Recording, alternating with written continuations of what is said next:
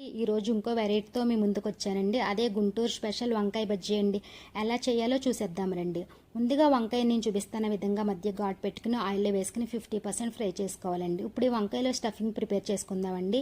Mixie జార్లో ఒక medium size ఉల్లిపాయ ముక్కలుగా కోసి వేసుకోండి. తర్వాత 2 టేబుల్ స్పూన్ నువ్వులు, 1/2 టేబుల్ స్పూన్ జీలకర్ర, కొంచెం చింతపండు, 1/2 టేబుల్ స్పూన్ కారం, 1/2 టేబుల్ స్పూన్ ఉప్పు వేసుకుని మెత్తగా పేస్ట్ చేసుకోవాలండి.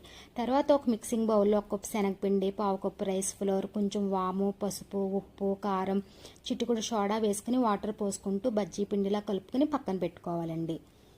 ఫ్రై చేసుకున్న వంకాయల్లో స్టఫింగ్ని పెట్టుకుని బజ్జీల పిండిలో డీప్ చేసుకుని వేడివేడి ఆయిల్లో వేసుకుని గోల్డెన్ బ్రౌన్ కలర్లో వచ్చేంత వరకు ఫ్రై చేసుకోవాలండి.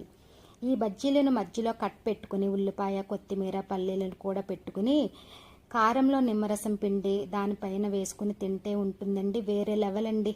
మీరు కూడా ట్రై చేయండి. Thank you for watching.